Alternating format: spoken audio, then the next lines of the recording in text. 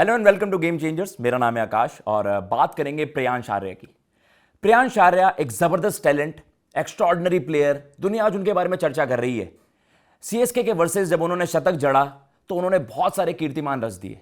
आप कह सकते हैं ओवरऑल अनकैप प्लेयर की तरफ से अगर फास्टेस्ट 100 की आप बात करोगे, he scored the fastest 100 by an uncapped Indian player. मतलब 18 साल के इस आईपीएल इतिहास में बड़े बड़े सुपर स्पेशल टैलेंट्स आए हैं, लेकिन यह कीर्तिमान वहां पर प्रियांश आर्या ने रचा। Second fastest 100 by an Indian batter. Yusuf Pathan के बाद, यूसुफ पठान ने 37 गेंदों में शतक जड़ा था, उसके बाद 39 गेंद में शतक जड़कर यहां पर एक और बड़ा माइलस्टोन उनके लिए।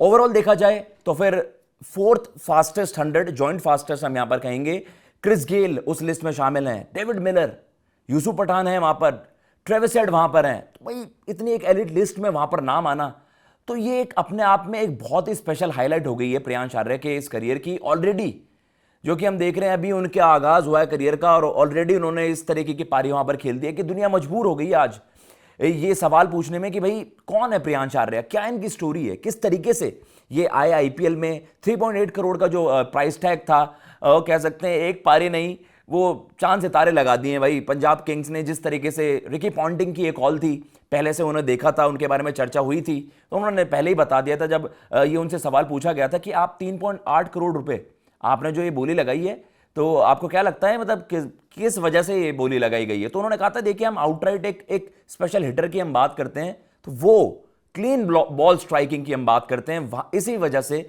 वहां पर उनको ये पिक किया गया। लेकिन ओवरऑल स्टोरी क्या है, स्टोरी क्या है ये आपको बता देते हैं।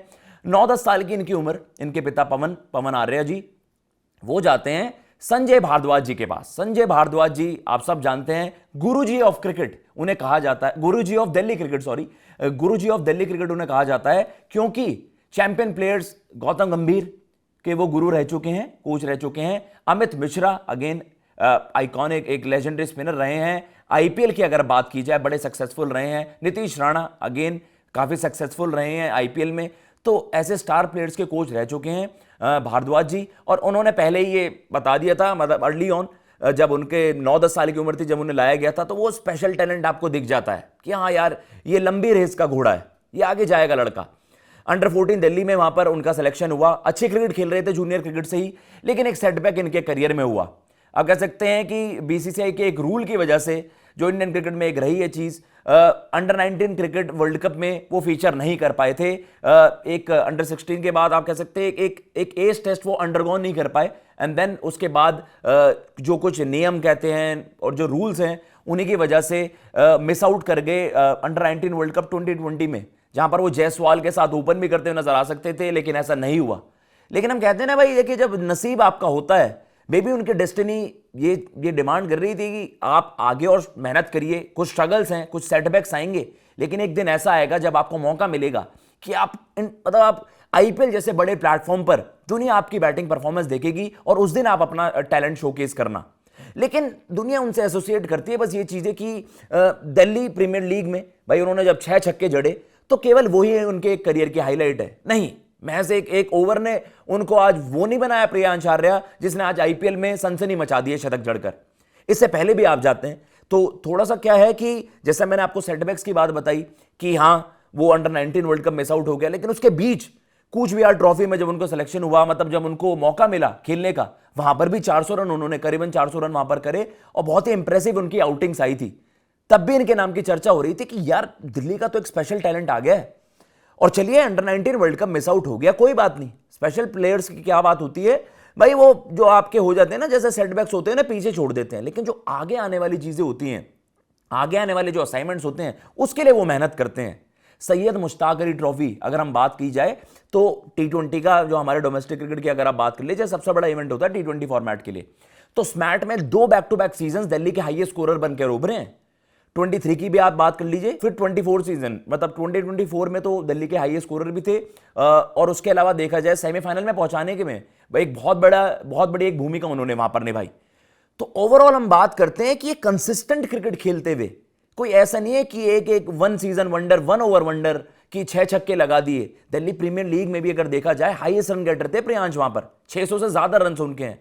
तो कंसिस्टेंटली उन्होंने वो स्कोर्स करे, तब जाकर उन पर नजरें पड़ी सिलेक्टर्स की। और आज हम बात कर रहे हैं भाई, देखिए जब उन्होंने वो 6 छक्के लगाए तब वो सनसनी बनी, होता है ना कुछ हाईलाइट होती हैं। तो रिकी पॉन्टिंग तो उनको दिल्ली के समय से ही जानते थे। एक और सेटबैक आपको बता दूं, 20 मतलब आपके मेगा ऑक्शन में तो वहां पर उनको पिक कर लिया गया, लेकिन उससे पहले एक हार्ट ब्रेक था जब उनके पिता ने बताया कि भाई 1-2 दिन तक तो वो रोता ही रहा। कह सकते हैं कि बहुत ही ज्यादा एक हार्ट ब्रेक हो जाता है ना, तो he was left heart broken, मतलब उनका ऐसा हो गया, दिल टूट गया।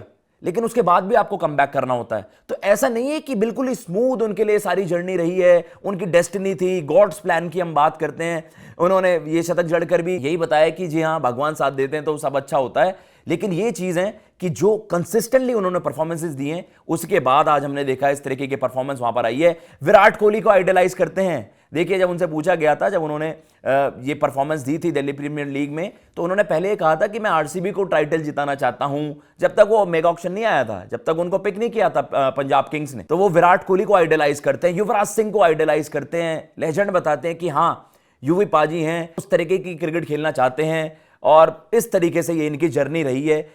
लेट्स सी भाई, बड़ा स्पेशल टैलेंट है। अभी आगाज तो बड़ा अच्छा हुआ है आईपीएल में उनका, लेकिन जो ये जर्नी रही है कि अंडर 14 दिल्ली की आप बात कर लीजिए, कूच बिहार ट्रॉफी में जब मौका मिला वो वहां पर उनके रन्स थे। उसके अलावा अंडर 19 वर्ल्ड कप वो सेट बैक हुआ, उनका इंक्लूजन वहां पर नहीं हुआ बीसीसीआई के एक रूल की वजह से वहां पर। उसके बाद किस तरीके से सैयद मुश्ताक अली ट्रॉफी के 2 एडिशंस में जबरदस्त परफॉर्मेंसेस, दिल्ली के हाईएस्ट रन स्कोरर बनकर उभरे वहां पर। उसके बाद हमने देखा कि किस तरीके से उन्होंने एक और स्पेशल चीज आपको बता दे, ब्रैड हेडिन ने यह बताया था मैच के दौरान ही कि महज 8 बॉलों ने यह तय कर दिया था कि प्रियांश आर्या पहला मैच आईपीएल का खेल रहे होंगे। एक प्रैक्टिस मैच में पंजाब किंग्स के 8 गेंदों में उन्होंने 4-5 छक्के लगाए और वहां पर डिसाइड कर लिया रिकी पॉन्टिंग ने और ब्रैड हेडिन ने कि बस भाई हमारे लिए इनफ है और प्रियांश आर्या पहला मैच वहां पर खेल रहा होगा। और जो कॉन्फिडेंस दिखाया पंजाब किंग्स ने, श्रेयस अय्यर द कैप्टन ने जो कॉन्फिडेंस दिखाया रिकी पॉन्टिंग ने, आज उसी का ही ये नतीजा है कि प्रियांश आर्या ने सनसनी मचा दी आईपीएल में। और आज दुनिया कह रही है कि वाह, इंडियन डोमेस्टिक टैलेंट में भाई कुछ तो बात है। क्यों हमारा स्ट्रक्चर, डोमेस्टिक स्ट्रक्चर, क्यों हमारे जो यंग टैलेंट्स हैं वो सबसे स्पेशल है। वर्ल्ड क्रिकेट आज दुनिया देखती है भाई आईपीएल, और आज सबको पता चल रहा होगा यार इंडिया के जो यंग लॉट है कितना मजबूत है इंडियन क्रिकेट का स्ट्रक्चर। लड़का आता है एक दिल्ली प्रीमियर लीग में परफॉर्म करके और सीधा आईपीएल में भाई पथिराना को छक्के लगाना, अश्विन को छक्के लगाना, ये एक स्पेशल टैलेंट ही कर सकता है। तो उसका एक छोटा सा अभी तो एक सैंपल दिखा है भाई, अभी तो आगे जाएंगे प्रियांश आर्या और हम तो होप करेंगे बड़ी जबरदस्त पारियां ऐसे खेले। और जो हमने पहले बात की कि 2020 वर्ल्ड कप में, अंडर 19 वर्ल्ड कप में कभी वो यशस्वी जायसवाल के साथ ओपन कर रहे होते, व्हाट इफ होता है ना, इफ्स एंड बट्स का तो खेल होता है। तो आज काश वो इंडिया के लिए भी खेल रहे होते, लेकिन कोई बात नहीं, किसी के लिए भाई थोड़ा सा लेट होता है, मतलब ये डिनाई नहीं हुआ है। तो डेफिनेटली आगे जाकर हम होप करेंगे कि ऐसा भी कुछ देखने को मिले कि जायसवाल और वहां पर प्रियांश मतलब इंडिया के लिए खेल रहे हो और मजा आ जाएगा भाई इस तरीके की चीजें देखकर। फिलहाल मैं लेता हूं इजाजत। अगर आपको ये वीडियो पसंद आई हो तो प्लीज चैनल को सब्सक्राइब कर दीजिएगा और वीडियो को लाइक कर दीजिएगा। जय हिंद, जय भारत।